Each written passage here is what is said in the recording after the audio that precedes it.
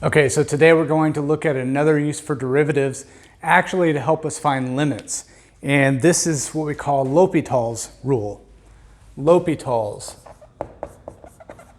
rule, named after a French mathematician.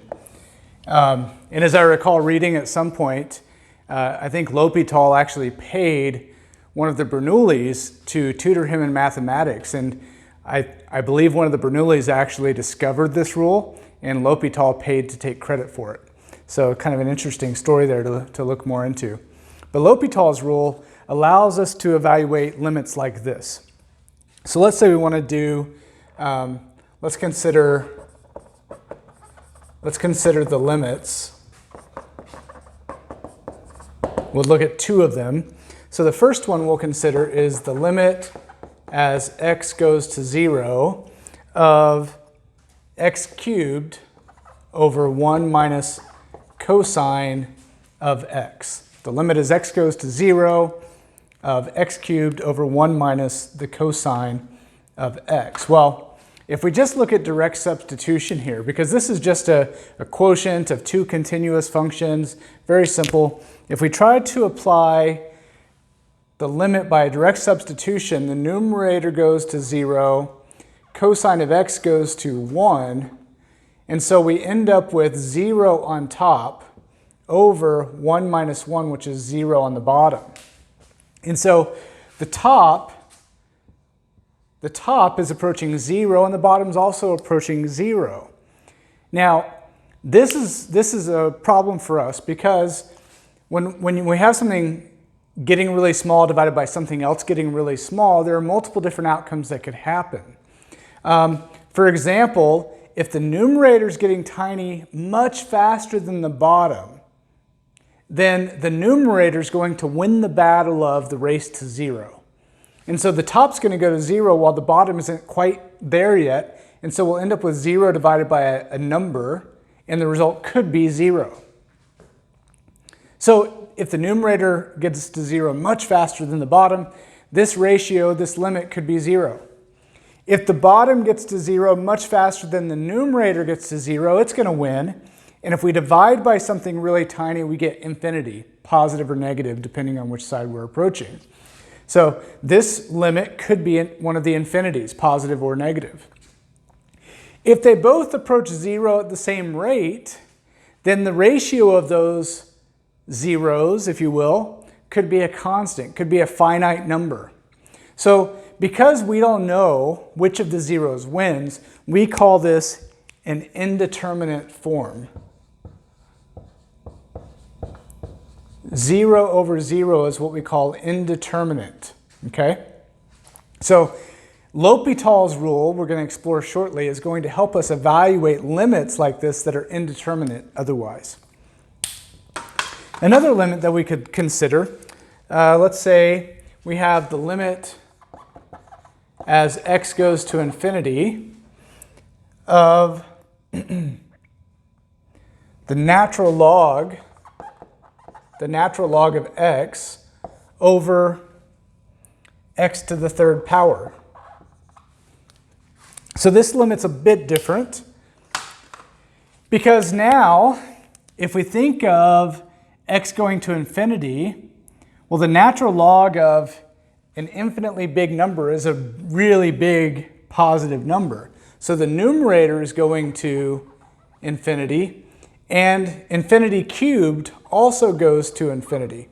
So what we get over here is that this thing's approaching infinity over infinity. And so it's a similar problem to what we have over there. How fast are these two infinities growing? If the top is growing much faster than the bottom, then we'll get infinity over a number, which is infinity. If the bottom's growing much faster than the top, we'll get a number divided by infinity, which is 0. If they're growing at the same rate, then the ratio would be a finite number, a constant. So this is also called an indeterminate form. And it wouldn't matter if either one of these was plus or minus either. The key is we have an infinity divided by an infinity. That's indeterminate. So what we're going to do now is we're going to state L'Hopital's rule, so we can see how to evaluate these types of limits, and then we'll look at some examples.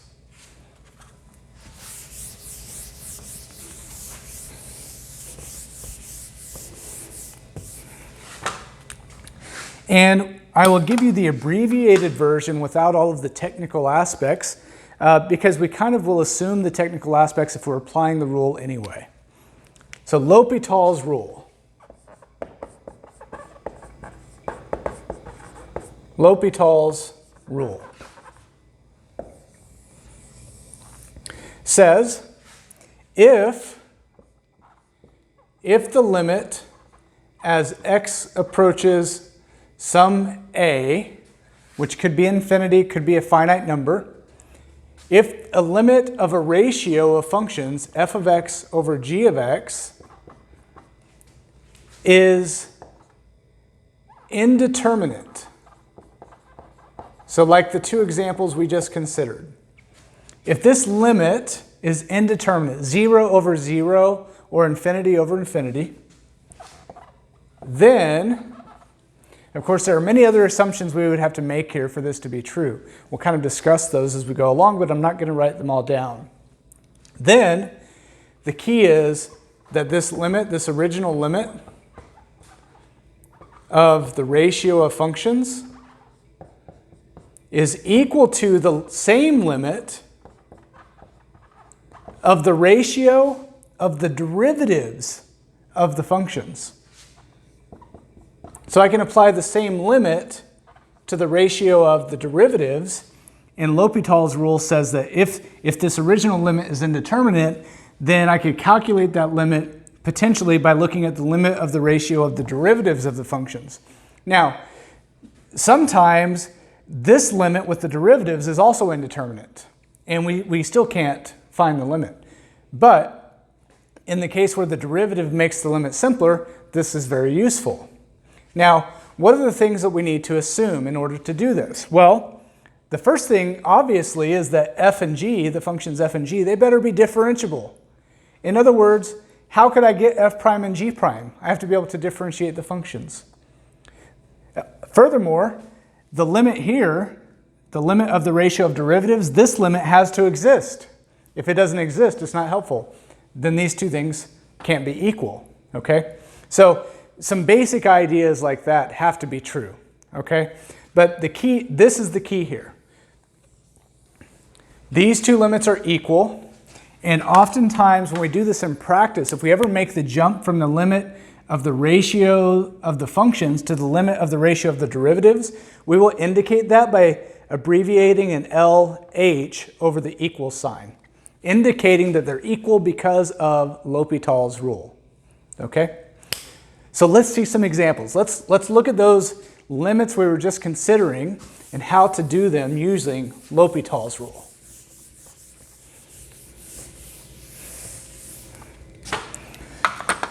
So let's evaluate or determine.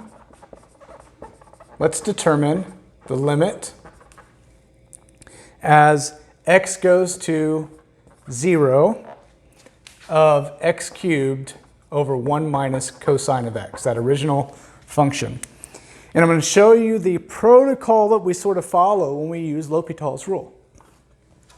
Because in order to use L'Hopital's rule, the original limit has to be indeterminate. We have to indicate that before we apply L'Hopital's rule. So a common way to do that is to think about direct substitution. We already established that this guy goes to 0 on the top and it goes to 0 on the bottom. So sometimes what we'll do is we'll go off to the side, maybe in a different color even, and write 0 over 0. That's indeterminate. We've indicated it. We've shown what type of indeterminate form we have. So now, because this is indeterminate, we go to our next step, and we're going to apply L'Hopital's rule. And so I'm going to write equals, but I have to indicate why this is equal, and these are going to be equal because of L'Hopital's. So I'll put an LH abbreviation over the equal sign. Now I'm going to copy my limit. So according to L'Hopital's rule, this limit equals this limit of the ratio of the derivative of the top divided by the derivative of the bottom. We are not using the quotient rule. L'Hopital's rule says that the limit of the ratio of the functions equals the limit of the ratio of the derivatives of the functions. We're not applying the quotient rule. So here I'm going to take the derivative of the top, and that's 3x squared. And then on the bottom, I'll just simply have the derivative of the denominator, which is 0 minus negative sine x. So that's positive sine x. So now what we have is we have 3x squared over sine of x. Both functions were differentiable, so that's good. So now we go to apply this limit, and we get 0 on top. If we plug 0 in, we get 0. Sine of 0 is 0. So we have 0 over 0 again. Okay? Still indeterminate. But because it's indeterminate, we can apply L'Hopital's rule one more time, or we can keep going as many times as we need, if we feel like we're making progress. So I'll apply L'Hopital's rule again, keep my limit, differentiate my numerator, differentiate my denominator. And now if I do direct substitution, I get 6 times 0, which is 0. I get cosine of 0, which is 1. So now I can write equals without the LH. I'm not using L'Hopital's rule here. I'm just taking the limit of this ratio. I get 0 over 1. That is not indeterminate. 0 divided by 1 is just 0. So the original limit equals 0 through 2 applications of L'Hopital's rule. Okay, it's kind of fun. Let's look at another example. Let's look at the second one we had earlier that we considered.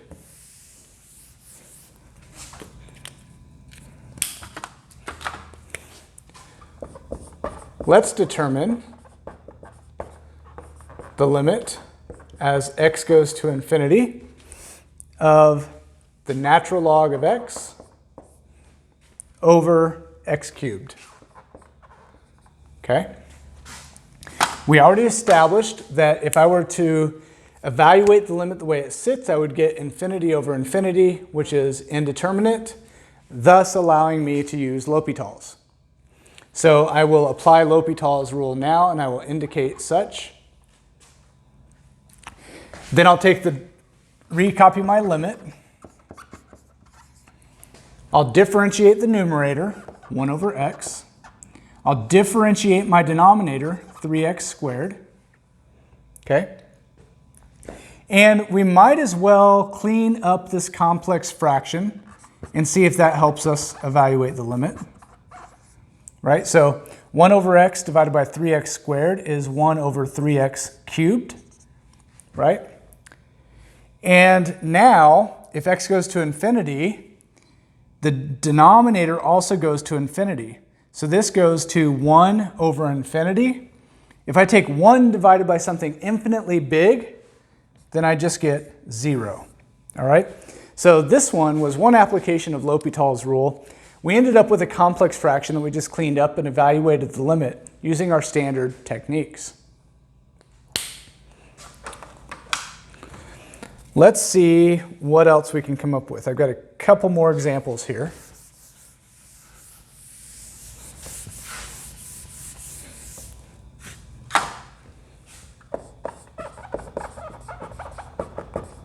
Let's determine the limit as x goes to 0 of the ratio of 2x plus e to the negative x minus e to the x all over sine of x minus x. Okay?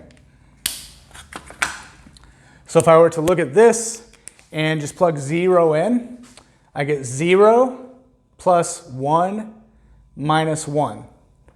That's 0 on top. On bottom, if I plug 0 in, I get 0 minus 0, which is 0. That's indeterminate. Let's use L'Hopital's.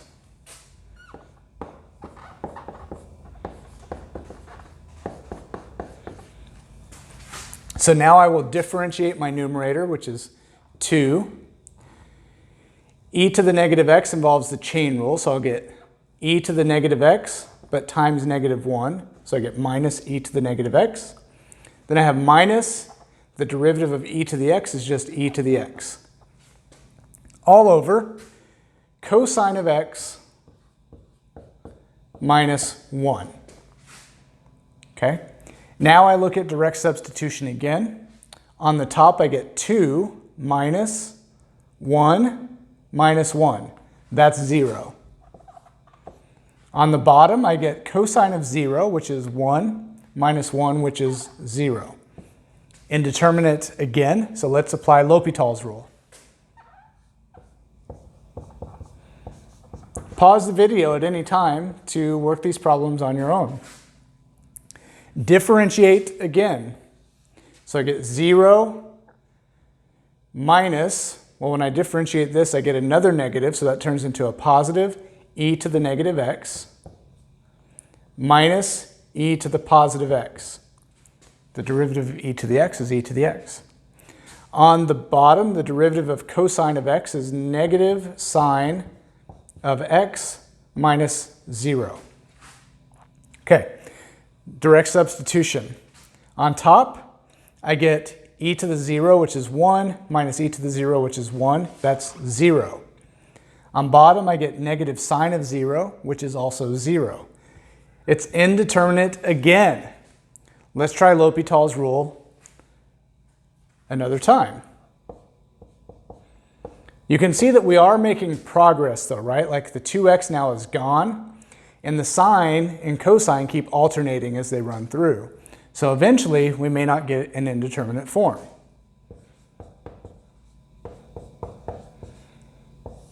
The derivative of e to the negative x is negative e to the negative x, minus the derivative of e to the x is e to the x. The derivative of negative sine x is negative cosine x. And upon direct substitution, we get negative 1 minus 1. So that's negative 2. That's good. That's negative 2 on top over negative cosine of 0. Cosine of 0 is 1. Negative 1 is what we have on the bottom. And so we finally get positive 2 as our limit through 3 applications of L'Hopital's rule. All right, we're not using the quotient rule. Keep that in mind. Let's do one more example.